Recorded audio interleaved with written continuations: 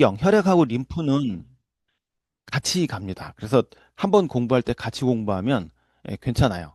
근데 이제 신경은 조금 달라요. 제가 지난번에 얘기했던 우리 몸을 통과하는 도로가 세 가지가 있다고 그랬어요. 그중에 혈관, 림프, 그리고 오늘 마지막 이제 신경 쪽입니다. 지난번에 그 림프에 대한 얘기를 좀 시간이 없어가지고 이렇게 하죠 뭐. 막 시간에 쫓기다 보니까 막 하다가 중간에 멈춰버리고 막 이렇게 되는 거는 좀 아닌 것 같아서 제가 어차피 이번까지 합쳐가지고 세 번, 한 시간 반 정도 남았잖아요. 그러면 쭉 하다가 시간 되면 멈추고 다음번에 또 연결해서 하고 이렇게 하는 게 왜냐면 목적이 뭘 끝마치려는 게 아니라 여러분들이 이해하는 게 목적이니까 그게 오히려 나을 것 같아요. 자, 일단 그 림프계죠. 림프계는 하는 일들이 좀 몇 가지가 있어요. 제일 중요한 건 면역 기능이죠, 뭐. 저희 트랜스펙터 플러스하고 가장 관계가 깊죠. 그 면역 기능은 림프계에서 가장 중요한 역할이고, 그 유방암 환자분들이 대부분 유방을 절제하고 유방암 수술을 하고 그러면 그 여기 겨드랑이 이쪽에 림프절이 많이 모여 있다고 그랬잖아요. 근데 여기에 그 림프가 팔로 넘어가는 이쪽에 림프가 10개 정도가 되는데 그걸 다 잘라버려요. 옛날에는 무식하게 다 잘라버렸어요. 왜 의사들이 그럴 수밖에 없는 게 그 전이가 그쪽으로 되거든요. 림프선을 타고 암세포가 전이가 돼버리기 때문에 그걸 막기 위해서 림프선을 다 잘라버렸어요. 그렇게 되면 이 체액 균형 유지라는 게 있잖아요. 그러니까 이제 제가 지난 시간에 말씀드렸듯이 림프액은 대부분 피에서 나오는 그 국물 부분, 혈장, 혈장에서 만들어진다고 그랬죠. 그 맑은 액체. 근데 그게 그 림프의 관을 통과하다가 거기가 잘려버려요. 그러면 이게 갈 데가 없으니까 거기에서 이제 뭉칩니다. 그래서 혈액에서 스며나온 체액이 존재하고 그래서 부종이 발생할 수 있는데 이 림프 부종은요. 아직까지 현대의학에서는 해결이 잘 안 돼요. 깔끔하게 해결을 못 해요. 그래서 제일 많이 쓰는 게 그게 이제 압박붕대 꽉 눌러가지고 그 부종을 빼는 거죠. 그러니까 그런 어떤 그 되게 원시적인 것밖에는 할 수가 없어서 골치가 아픕니다. 그래서 이제 부종이 발생을 하기 때문에 요새는 유방암 환자들이 있다 하더라도 수술을 할 때 다 자르지 않고 한 5개 정도 남겨놔요. 나머지 5개로 좀 그걸 하라고. 그래서 유방암 환자들이 제일 많이 수술을 한 후에 해야 되는 게 체조 같은 거 아니면은 피부샵 같은 데 가서 관리 좀 받아라. 마사지샵 같은 데도 관리 좀 받아라. 이렇게 얘기를 해요. 그러면은 이제 가족들이 아니 암 저기 그 수술이 끝나고 나면 다 끝난 줄 알았더니 맨날 아프다고 그러고 이렇게 비가 오는 날 맨날 퉁퉁 붓고 막 이러니까 김병희 효자 없다고 짜증을 내기 시작합니다. 되게 서러워하세요. 비가 오는 날에는 차라리 팔을 잘랐으면 좋겠다. 너무 아프니까. 그런 그 괴로움을 호소하기도 합니다. 이게 이제 림프 부종 때문에 그래요. 그리고 지방과 영양소를 운반하는 기능을 해요. 지방과 영양소를 운반하지 않고 쌓이면 그게 이제 체지방이 되는 거잖아요. 배에 쌓이고 뭐 이렇게 되는 건데 림프계가 활발하다는 건 우리가 다이어트에도 굉장히 뭐죠? 중요한 요소라는 거죠. 그래서 EGDX 안에 트랜스펙터가 그렇게 많이 들어간 것은 어, 진짜 그거는 획기적인 거예요. 다른 어떤 회사하고 저는 이제 그걸 못 해봅니다. 저기 이 몸매에 제가 살을 빼고 싶어가지고 허벌라이프 먹어보고 뭐 저기 유인시티 거 먹어보고 뭐 뉴스킨 거 먹어보고 이러진 않죠. 저는 그냥 어차피 좀 약간 마른 체질로 태어났기 때문에 태어나서 이게 성인이 돼서 폴라이프를 시작했더니 폴라이프가 다이어트를 시작하게 되고 이렇게 된 거라서 처음 만나게 된 게 EGDX예요. 근데 고객들은 달라요. 고객들은 별걸 다 해보고 마지막에 만난 게 EGDX예요. 그러니까 이 고객들은 다른 회사 거 뭐 하고 극명하게 그 차이를 많이 알아요. 정확하게 알아요. 저는 몰라요. 그래서 항상 물어봐요. 이거 되게 좋은 것 같아요. 어떻게 좋아요? 뭐 해보셨어요? 그럼 전 뭐도 해봤고, 뭐도 해봤고 했는데, 그럼 그거에 비해서 어떻게 좋아요? 이걸 저는 꼭 물어봤어요. 그러면서 제가 EGDX에 대한 자부심을 갖는 거예요. 그러니까 이제 사업 시작하시는 분들도 고객들하고 소통하는 건 제가 고객들한테 도움도 주지만 고객이 저한테 도움을 주는 것도 굉장한 그 자부심, 그 뿌듯함을 느껴요. 아, 저 사람이 저런 걸 모르네. 세상에 누스킨, 저 365를 모르네. 뭘 모르네. 뭐, 이런 걸 하면 오소린 이런 걸 모르네. 그럼 내가 한번 해봤으니까 얘기해줘야지. 이런 거를 되게 좋아한단 말이에요. 그러면서 배우시는 게 좋을 것 같습니다. 그리고 노폐물 제거 및 해독 기능. 그래서 되게 그 림프선을 우리 몸의 하수구라고 얘기를 하죠. 그래서 그게 이제 원활하게 돌아가지 않으면 우리 몸에 독소가 쌓인다. 그런데 EGDX는 해독을 하는 거다. 아, 그게 이제 같이 연결이 되는 거죠. 그런데 트랜스퍼 팩터는 그러니까 NK 세포가 백혈구 중에 과립구가 아니고 림프구죠, 림프구. 정확하게.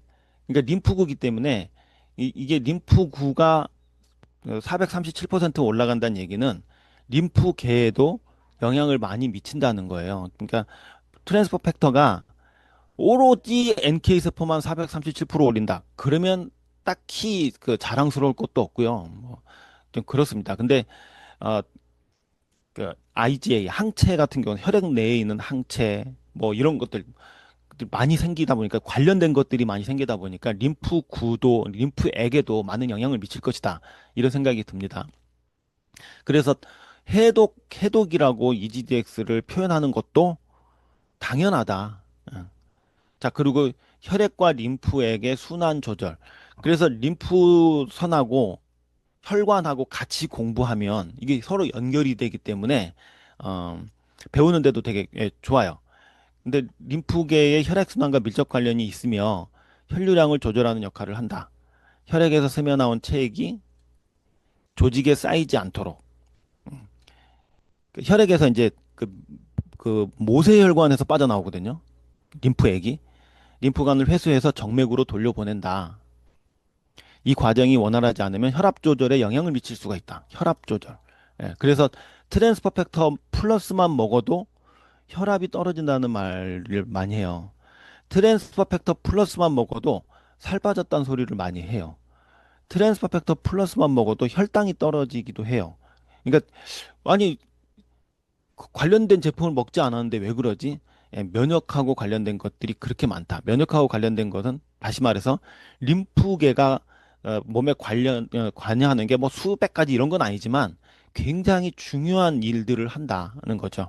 그래서 림프액의 흐름은 심장이 직접 펌프질하는 게 아니라 그, 그 혈관하고 관련된 기관이 심장이죠. 그래서 심장이 펌프 역할을 해서 쭉 짜주기 때문에 혈관하고 그 심장은 연결이 돼 있어요. 근데 림프계에 관련된 장기가 지난번에 흉선하고 비장이라고 그랬잖아요. 근데 희한하게 이 비장하고 흉선은 절대 림프관하고 연결되어 있지 않아요. 별도 그 장기예요. 뭐 어떻게 선으로 연결돼 가지고 뭐 관련돼서 어떤 뭔가를 주고받고 그런 게 없습니다. 그러다 보니까 근육 수축과 호흡 운동에 대해 의해서 조절이 돼요. 예. 몸을 많이 움직일수록 림프액이 원활하게 흐르고 면역 기능이 잘 작동하게 된다. 그래서 운동하고 면역력을 높이는 그게 관계가 깊다는 게 그거예요. 그러면 아우 시간을 못 내요. 절대 그런 생각하지 마시고 스트레칭이라도 예. 그 철봉 있죠, 철봉. 이렇게 집에서 문틈에다 놓고 걸어놓고 하는 철봉 있잖아요. 거기에 1분 정도만 매달리고만 있어도 온몸 스트레칭이 되기 때문에 1분 시간을 못 낸다? 아유, 그건 정말, 그건 말이 안 되는 거죠. 지금은 할 수 있는 것들이 너무 많습니다. 그래서 운동이 면역력을 높이는 중요한 요인으로 작용을 합니다. 자, 림프관과 림프절을, 지난번에 말씀을 드렸고요. 림프절은 이렇게 콩알같이 생겼습니다. 그리고 어, 핵심적인 거고 외부에서 들어온 세균이나 바이러스를 걸러내고 면역 세포를 활성화하는 것이다. 림프절 안에는 백혈구의 일종인 림프구와 대식 세포가 존재하며 병원체를 감지하고 제거를 한다. 자, 흉선하고 지라가 관련된 기관이라고 했어요. 비장이죠. 그리고 위치가 여기라고 했습니다. 흉선은 5에서 제일 크게 자랄 때가 5에서 6cm, 가로 5cm, 세로 6cm 정도 되고 흉터는 이제 사춘기 때 가장 많이 커지다가 왜 그때 이제 T세포가 가장 많이 생산이 되니까 그 이후로 줄어듭니다. 그러니까 여러분도 어, 몇 개 없을 거야. 얼마 없을 거예요. 많이 줄었을 거라고 생각을 합니다. 자, 그리고 비장 자리는 여기 있습니다. 비장은 장기라고 하기에는 너무 이제 좀 애매한, 그래서 일종의 이제 과학자들이 림프절이다. 이렇게 얘기하는 겁니다. 자, 근데 제가 궁금했던 게, 그러면 좀 정리를 좀 해야 되겠다라는 생각이 들었어요. 혈액은 도대체 어디에서 만들어질까? 어, 는 생각이 갑자기 들어가지고 이걸 좀 정리를 여러분들 머릿속에 하지 않으면 안 되겠다는 생각이 들었습니다. 제가 지난 시간에 설명드렸던 어, 혈액은 원심 분리기로 돌리면 45%의 고체 상태와 건대기와 이제 국물로 나뉘어진다라고 했습니다. 네, 국물로 나눠졌습니다. 그리고 혈장 성분이 림프액입니다. 그리고 어, 이 혈장 성분을 분석을 해보면 90%가 물이에요. 여러분 물 많이 마셔야 되겠어요? 안 마셔야 되겠어요? 마셔야 돼요. 예. 뭐 그렇다고 해서 막 먹이지 마세요. 저희 그 사업자 중에 저희 그룹은 아닙니다만 의사 선생님 한 분이 해독을 EGDX 해독을 하다가 그 고객한테 물을 하루에 6리터 이상씩 먹여버리는 바람에 죽었어요. 그 사람 의사 아니었으면은 깜빵같이 의료사고가 났습니다. 그래서 굉장히 안 좋은 거예요. 그러니까 건강한 사람은 괜찮은데 해독을 하시는 분들이 대부분 몸이 약하거든요. 그러니까 그만큼 그러니까 물이 그렇게 매일같이 6리터 이상을 마시게 해버리면 안 됩니다. 그리고 이제 피가 묽어지죠. 그렇게 많이 먹으면 묽어지면 어떻게 돼요? 몸 안에 소금기 없어지잖아요. 이게 소금기 없어지면 이제 어지럽고 구토 나고 뭐 빙글빙글 돌고 난리가 납니다. 근데 이제 물은 꼭 우리가 마시는 물에서만 섭취하는 게 아니라 음식에서도 섭취를 하죠. 그러니까 음식을 굽는다는 건 그건 딱히 좋은 건 아닌 것 같아요. 그리고 단백질이 이제 한 8% 되는데 이 단백질은 어디서 만들어지느냐? 간에서 만들어집니다. 간에서. 그래서 혈장은 우리가 먹는 음식물하고 간에서 만들어집니다. 그러면 이제 적혈구, 백혈구, 혈소판은 어디에서 만들어질까요? 혈액은 골수에서 만들어져요. 그런데 골수에서 어 그런 핏방울이 뚝뚝 만들어지느냐? 그건 아니잖아요. 예, 제가 아까 얘기했던 혈액이라는 건 이렇게 분해를 해보면 국물인데 국물은 일단 해결이 됐어요. 국물은 어디서 만들어져요? 음식물과 우리가 마시는 물과 그리고 이제 간에서 만들어진다. 그럼 나머지 건더기 부분, 또 흔히 얘기하는 적혈구, 백혈구, 혈소판 이 세 가지는 어디서 만들어질까? 골수에서 만들어져요. 근데 골수에서 부서가 적혈구 부서가 있고 백혈구 부서가 있는 게 아니라 조혈모세포라는 게 생겨요. 그게 먼저 만들어집니다. 이건 줄기세포예요. 조혈모세포 많이 들어보셨죠? 백혈병 같은 거 걸렸을 때 골수 이식 같은 거 하죠. 그 골수 이식을 한다는 것 자체가 조혈모세포를 이식한다는 게 그거거든요. 그러니까 줄기세포는 어, 아직도 과학자들이 정확하게 이건 신의 영역이다라고 얘기할 정도로 어떻게 주사를 하면 지가 알아서 정확하게 조혈모세포는 지가 골수가 자기 집인 걸 알고 글리 찾아가요. 되게 신비한 거죠. 그 조혈모세포가 적혈구도 만들고 백혈구도 만들고 혈소판도 만들어 이렇게 만듭니다.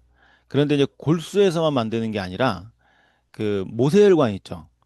모세혈관. 우리 손끝, 발끝 이렇게 막 뭉쳐져 있는 실타래처럼 묵혀 있는 그 모세 혈액 거기서도 약간 만들어져요. 그리고 제대혈 있죠. 아이가 태어나면 탯줄에서도 일부가 만들어져요. 그런데 이제 그거는 이제 그러니까 조혈모세포, 그러니까 여기도 민주주의죠, 뭐. 여소야대 뭐 이런 거. 조혈모세포, 그러니까 골수에서 가장 많이 만들고 어, 모세혈관, 저 지방정당, 저기 모세혈액에서 만들고 제대혈도 만들고 이렇게 합니다. 그러니까 100% 골수다 이렇게 얘기할 수는 없지만 우리는 이제 뭐 그런 것까지 알 필요는 없죠. 이제 상식적으로 아, 모세혈액에도 만들어지는구나. 제대혈, 그 엄마 탯줄에서도 만들어지는구나. 음, 그 기억하면 뭐 좋고 기억 못해도 상관은 없는 겁니다. 자, 그런데 이 골수에서 여기 보시면 음, 골수에서 만들어지는데 이 현미경으로 뼈를 보면요. 뼈 옆에 다닥다닥 붙어 있는 혈관들이 있어요. 이게 그림으로 그려보면 이렇게 되어 있습니다. 그 그림에 이 혈관이 뼈 속으로 들어갑니다. 그래서 적혈구, 백혈구, 혈소판이 만들어지잖아요. 그러면 이제 다 만들어진 것들이 정맥을 타고 온몸으로 이제 이동하기 시작해요. 예. 이거 제가 막 이미지를 막 찾고 이렇게 여러분들한테 설명하는 이유는 이해하면 돼요. 이해하면. 아, 적혈구, 백혈구, 혈소판이 골수에서 만들어지는데 이게 뿅하고 뼈를 뚫고 나오나? 이게 아니라 그 속으로 들어가 있는 혈관, 특히 동맥이 아니라 정맥을 타고 이제 몸 밖으로 빠져나옵니다. 한 하루에 50ml 정도 정도의 혈액이 만들어진다고 해요. 그러니까 이제 우리가 이제 저기 500ml짜리 생수의 한 10분의 1 정도, 그 정도가 혈액으로 매일같이 만들어진다고 합니다. 근데 이제 이 조혈모세포가 만들어지는 게 이상이 생기는 게 백혈병이에요. 음. 그리고 이제 재생불량성 빈혈. 굉장히 심각한 질병입니다. 그게. 빨리 하루라도 빨리 죽게 해달라고 빌었을 정도라고 했으니 뭐 그게 굉장히 힘든 병이죠. 그리고 골수 형성 이상 증후군 이런 아주 조금 이렇게 그 희귀한 질병들이 걸립니다. 저도 백혈병 같은 경우는 좀 몇 번 해봤어요. 근데 소개해서 그런 게 서울대병원 어, 어린이 병동에 예, 한번 많이 좀 찾아가 봤던 적이 있습니다. 근데 이게 트랜스퍼 팩터로 할 수 백혈병도 암이거든요. 골수암, 혈액암 뭐 이런 것들이 다 백혈병 이런 것들이 전부 다 이제 같은 계통의 예, 것입니다. 근데 어, 이걸 얘기를 하면 그 조금 시간이 걸리기는 하는데 그래도 여러분들이 좀 알고 계셔야 될 것 같아요. 항암제의 그 역할이 몸에 들어가서 암세포를 잡아 죽이는 건데 얘가 무슨 IQ가 있어가지고 암세포가 어디 있지로 찾아내서 암세포만 죽이지는 않아요. 그래서 절대로 그 의사들은 항암제를 항암제라고 표현을 안 합니다. 기전이 있어요. 항암제는 우리 몸에 들어가서 일반 세포보다 빨리 분열하는 놈을 찾아서 그것만 공격을 해요. 그런데 어, 우리 몸에서 암세포도 빨리 분열하지만 그것 못지않게 빨리 분열하는 게 머리카락 세포예요. 머리카락 세포도 하루에 100개 이상 빠지지만 또 100개 이상 나기 때문에 그 대머리가 안 되는 거거든요. 그리고 위세포예요. 위액이 계속해서 그 지금 굉장한 그 산성이기 때문에 위세포가 상당히 빨리 분열이 됩니다. 근데 항암제가 암세포도 죽이고 머리카락도 공격하고 위도 공격해요. 그래서 항암제 부작용으로 나오는 게 탈모예요. 그리고 항암제 부작용으로 나오는 게 구토예요. 먹으면 다 토해버리는 거. 그래서 암 환자들의 그 사망 원인 1위가 영양실조로 많이 죽는다고 그래요. 다 토해버리니까 먹는 것마다 다 토해버리니까 굉장히 그 고통스럽죠. 그런데 백혈병 환자들이 대부분 어린아이들이거든요. 근데 어린아이 때는 모든 세포가 세포 분열을 빨리 해요. 제가 지난번에 얘기했죠. 그 디오비다 먹고 하루 만에 10cm가 큰 애가 있다고. 그 정도로 세포 분열이 빨라요. 표면적 영상이 그렇게 웃으면 내가 거짓말한 것 같잖아요. 다 보여요, 다 보여. 이게 굉장히 빨리 분열한단 말이에요. 근데 여기다가 항암제를 투여합니다. 백혈병에 걸린 아이들한테. 딱 투여하자마자 아이들이 촥 늘어진대요. 생명이 얼마나 단축이 되겠어요, 그 아이가. 예. 그냥 온몸을 공격하는 거죠, 항암제가. 그 중에 암도 같이 죽어라, 이렇게 되는 건데, 그 정말 잔인한 거죠. 그래서 트랜스퍼 팩터를 들어가는데, 트랜스퍼 팩터도 아직까지는 제 임상에 대해서 좋아진 사례도 있지만 나빠진 사례가 반반이에요. 그래서 죽은 아이들도 좀 많이 있고 그렇습니다. 그래서 백혈병이다 그러면 저도 항상 긴장하는 편이에요. 예. 뭐 트랜스펙터가 뭐 100% 영역은 아니겠지만 누군가가 좀 백혈병에 대한 임상이 좀 있었으면 저도 좀 많이 좀 도움을 좀 받았으면 좋겠습니다. 자, 그리고 백혈구는 과립구와 림프구로 나뉩니다. 그런데 이제 찾아보니까 학계에서는 과립구와 무과립구라고 얘기를 하네요. 과립이 도대체 뭔가 이게 과립이. 화이버 퍼프 생각하시면 돼요. 같은 백혈구라도요. 이렇게 그 호산성 과립구 보시면 막 여기에 보면 초코칩 쿠키처럼 막 박혀 있죠. 화이버 퍼프 뿌려놓은 것처럼 박혀 있잖아요. 세포에 이런 과립들이 뿌려져 있는 세포들이 있어요. 이걸 과립구라고 모아서 따로 얘기합니다. 그래서 호중성 과립구, 호염기성, 호산성 이렇게 세 가지로 불러서 이렇게 점배기들이 있으니까 이거를 과립구라고 부르고요. 과립구가 없는 거는 단핵구, 핵이 하나밖에 없으니까 그리고 림프구 두 가지로 불리는데 요 단핵구는 우리가 잘 알고 있는 마크로파지 대식세포로 커져요. 엄청 커집니다. 예, 대식세포로 커지기 때문에 요건 이제 제외. 단순하니까. 근데 이제 림프구는 이렇게 분화가 돼요. 림프구는 B세포, T세포, NK세포, 대식세포 이렇게 같이 분화가 됩니다. 그리고 근데 대식세포는 이쪽이니까 단핵구니까 좀 빠져야 되겠지만 같이 넣었어요. B세포, T세포, NK세포. 우리는 뭐 우리가 제일 사랑하는 세포가 무슨 세포예요? 딴 거 없죠 뭐. 자, B세포, T세포는 후천적 면역에 관련을 해요. NK세포는 선천적 면역에 관여를 합니다. B세포하고 T세포는 후천 면역이라고 그랬어요. 그런데 에이즈 바이러스, HIV 바이러스가 문제. 이 중에서 어떤 세포를 공격할까요? 지난 시간에 했는데 저 말똥말똥한 저 눈동자. 에이즈가 어떤 세포만 골라서 공격을 받아서 걸리는 게 에이즈다.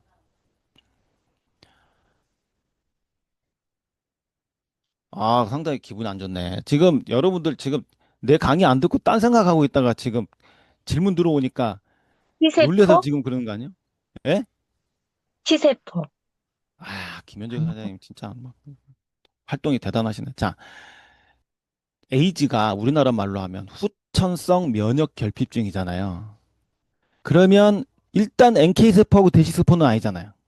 후천성 면역 결핍증이니까 후천 면역을 담당하는 B세포하고 T세포 50대 50인 거죠. 반반이죠. 그런데 제가 지난번에 T세포를 공격한다고 그랬잖아요. 그래서 이 T세포가 없어지니까 후천적으로 걸리는 병들을 이겨내질 못하는 거예요. 그래서 에이즈 환자의 사망 원인 1위가 감기예요. 감기. 감기에 걸려 다 죽어요. 왜 그걸 이겨낼 수 있는 그 항체가 없으니까 그렇게 되는 거죠. 그렇게 됩니다. 그중에 이제 우리가 제일 사랑하는 그럼 NK세포는 우리 몸에 어디에 있을까? 그래서 전 그게 궁금했어요. NK세포는 어디에 많이 밀집되어 있을까? 그게 아, 폐, 간, 비장, 혈액, 림프절 이렇게 몰려 있어요. 그러니까 림프절에도 특별히 NK세포가 되게 많고요. 딱 정확한 그 본부에 있는 거죠. NK세포는. 당연히 림프절에는 림프액이 림프액 안에는 림프구가 떠다닌다 뭐 이렇게 돼 있잖아요. 그러니까 그 림프구가 NK 세포가 상당히 많은 거죠. 그럼 당연히 혈액 안에도 NK 세포가 많을 것이고, 그러니까 혈액은 그냥 기본으로 보고, 림프절도 림프구들이 돌아다니는 곳이니까 보고, 림프절의 가장 대표적인 게 비장이니까 그것도 통과. 이 세 가지는 그냥 외워지는 거죠, 뭐 그냥. 예. 다만 이제 폐, 간에 있다. 그러면 여러분들이 폐암은 조금 자신 있게 좀 이렇게 한번 덤벼도 되지 않을까. 간암도 그거 한번 해볼 만합니다. 뭐 이렇게 해보지 않을까 이런 생각입니다. 의사들이 제일 골치 아픈 우리나라 사망률 안에 손꼽는 그 암이 폐암이에요. 폐암은 완치율이 거의 없어요. 폐는 장기가 두 개잖아요. 한쪽이 망가지면 한쪽에다 밀어요. 그래서 치료가 잘 안 돼요. 콩팥도 마찬가지죠. 콩팥도 두 개죠. 자꾸 한쪽으로 미루는 경향이 있습니다. 그래서 그 두 개 중에 하나를 띄어도 준다. 뭐 이러는데 저는 그냥 바보 같은 소리인 것 같고 그렇습니다. 그래서 이렇게 어, 펜은 두 개짜리 장기는 회복 속도가 상당히 더디다. 이런 개념만 조금 알고 계시면 될 것 같습니다. 자, 이게 그 학계에서는 굉장히 팽팽하게 다루고 있는 것들이 두 가지예요. 골수에서 피가 만들어진다. 아니다. 장에서 만들어진다. 근데 이걸 무시할 수가 없는 게 이거는 되게 굉장히 둘 다 증거 자료가 상당히 많아가지고 무시할 수 없어요. 근데 학계에서는 골수에서 만들어진다는 거를 선택을 했죠. 제가 요거는 다음 시간에 보충 설명하고 넘어가도록 하겠습니다. 자, 이것으로 마치겠습니다. 감사합니다.